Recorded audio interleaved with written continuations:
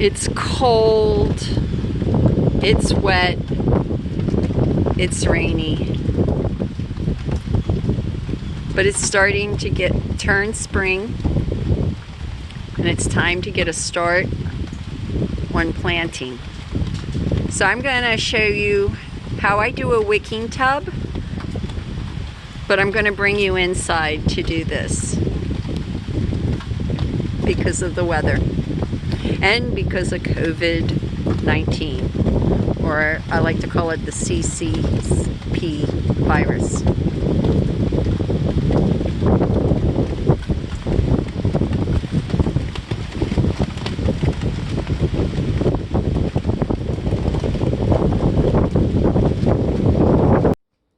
It's never too early to get started planting, in my book.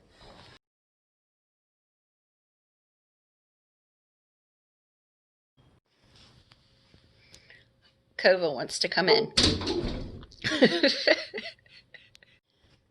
So I want to talk about my soil. You can't use just any old soil for planting in containers. What I use is a third peat moss, a third any old potting mix, and a third vermiculite.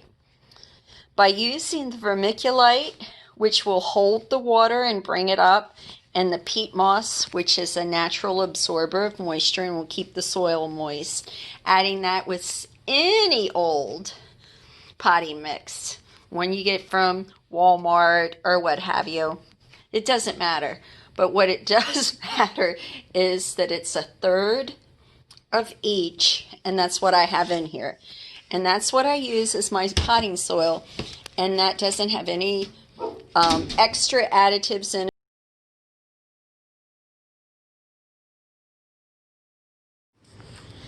So I've been having my neighbors collect me recyclables, and I've been separating them.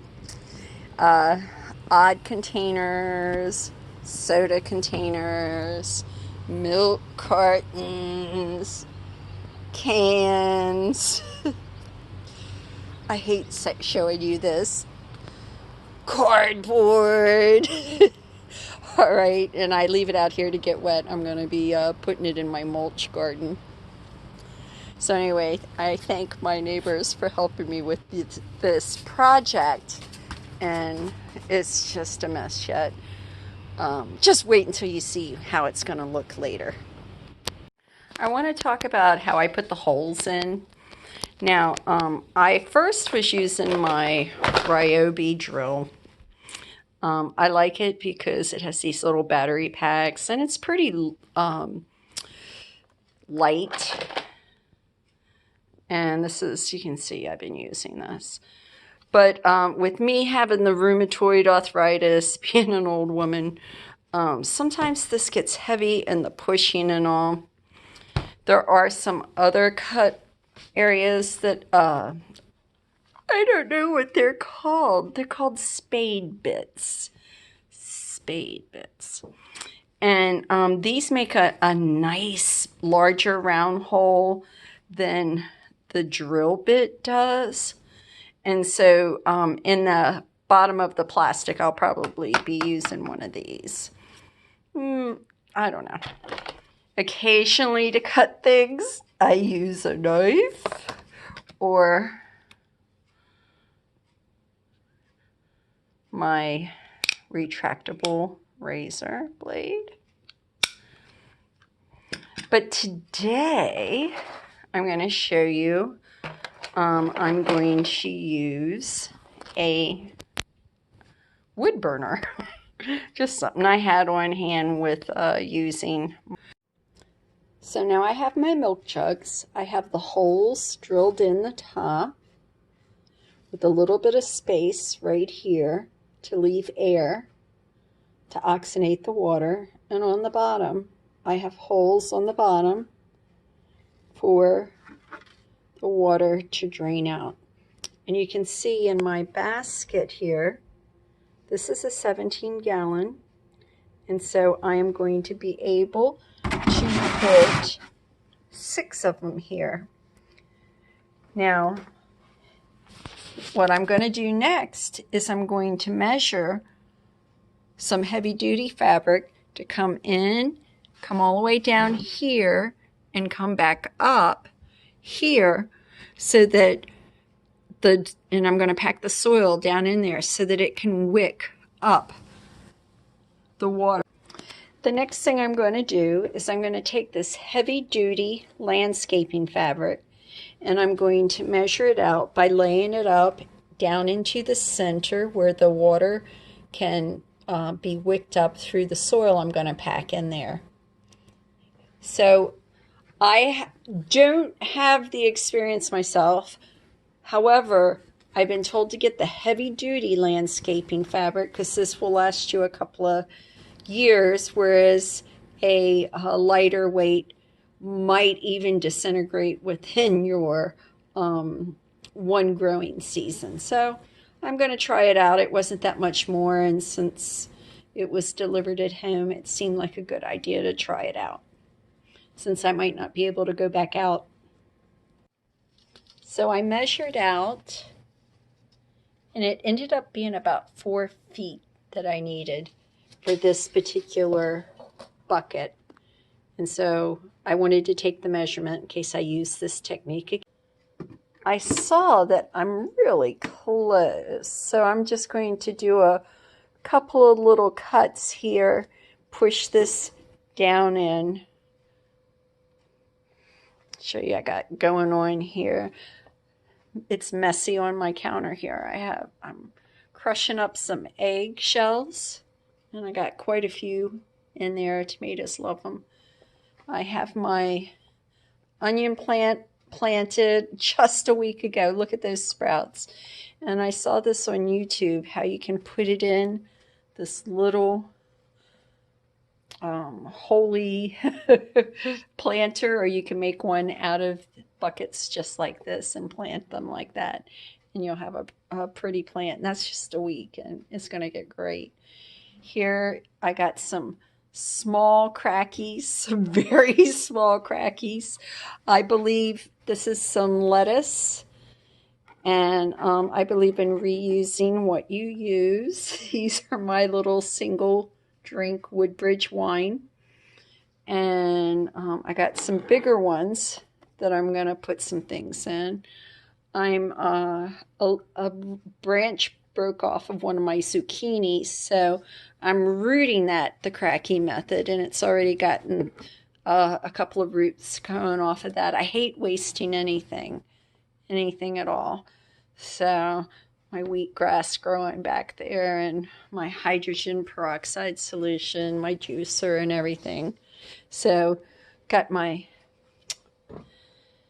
celery that I'm going to be planting in the one that we're making right now.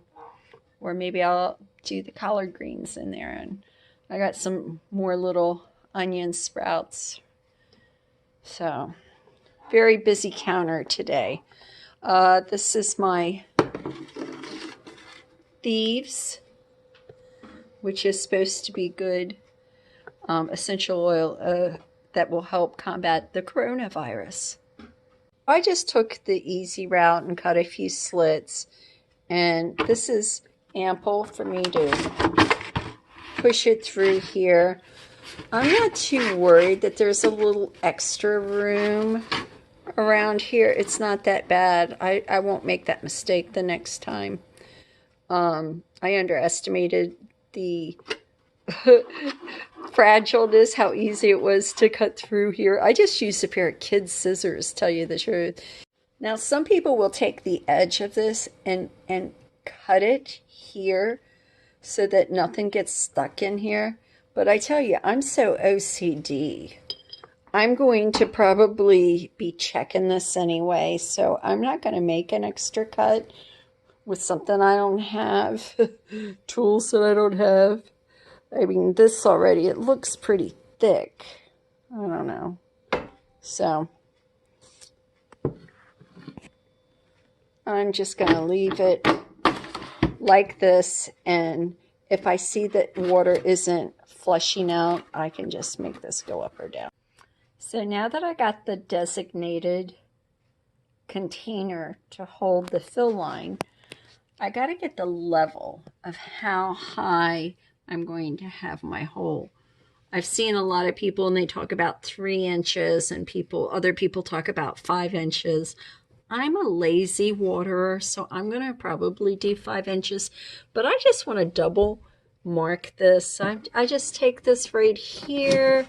This is where my hole line is to come out, and I'm just going to mark me a little dot here and then check it on this side, and I'm going to measure.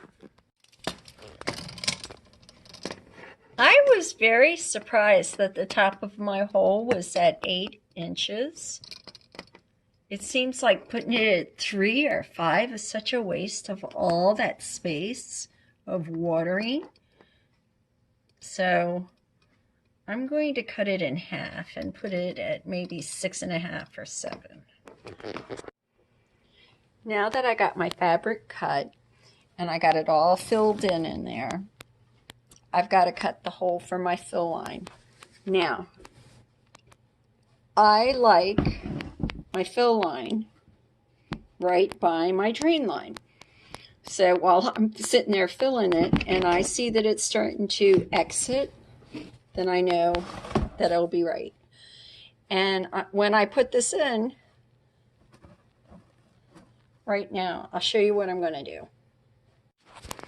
Now I have this cut, and it's nice and snug around there where a lot of extra soil won't fall through.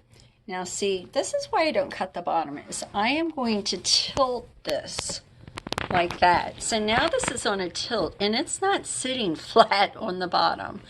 And then I'm going to next drill 2 holes here and here, and I like to put a zip tie right there to keep it steady. Now I'm going to go ahead and fill this up, and I usually like my soil moist when I'm first putting it in there, but since I'm doing it inside today, because I don't know if you can tell, it's very cold, it's very rainy and damp, but I got a lot of my produce in here that can be hurt from too much cold and rain. So I'm going to fill this up halfway and then I'm going to wet it down. Here's something very important I want to show you. So I'm wetting this down and packing it in the middle. Look how high it was before I packed it. And I just want to show you, this is one of the most important things. If we don't get that wicking action where it's very tightly compressed, there's no way that it's going to bring that needed moisture up to your roots. And the whole purpose is just going to be like any other planter. So some more water and just making sure that it's packed down in there nice and tightly. Okay, I'm going to fill the rest on top now. Okay, so I have it about halfway full in my bucket, and this is when I'm going to add all my ingredients.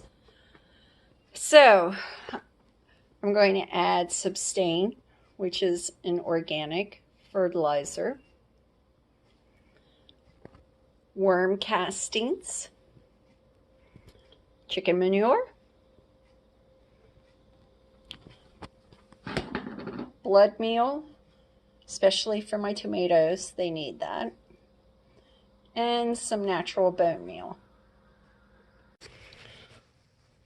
Once I have that all mixed thoroughly in my soil, I'm going to add the rest of the soil. Now I have it completely filled, and there you have it, my little 18-gallon tub, all ready for planting. just about used all my soil. I'm going to use that to fill in anything on the top. Let's get planting. I'm going to top off my plants with just a little bit of organic fish and sea weed fertilizer. I like this on the foliage. I put it very light and just to water them in. So I got 4 of my 6 Georgia collard plants here. And I know what you're thinking already. No, that's too many for one bucket of this size. But I like the way that they fill in and just take over, and I can grab leaves off as I needed. So just water in, get the foliage. And yes, I'm doing this in my house, and it's stinky fish fertilizer. That should be enough. Now, I am not going to put them outside, even though it's in the 40s right now. They can handle it. I'm going to give them a day or two sitting by the window to get acclimated. They have been going outside for anywhere from 10 to 8 hours during the day, but I bring them in at night. And here they are outside. It's still cold, it's still rainy. I got them tucked up in my area where I cover everything at night with plastic or when it's raining too much. And I'll let you see, I have some snap beans here and some spinach coming up. I have fancy kale, curly leaf kale. I have 2 other types of kale. I have some salads growing inside and outside. And then my snap peas. 1 sugars, 1 snaps, but with spinach. And it just is growing, even though we were 32 degrees. Got my okra. There's one over there too. So I'm going to let these get a little bit of rain today and then cover them up tonight. I might bring them in. We'll see.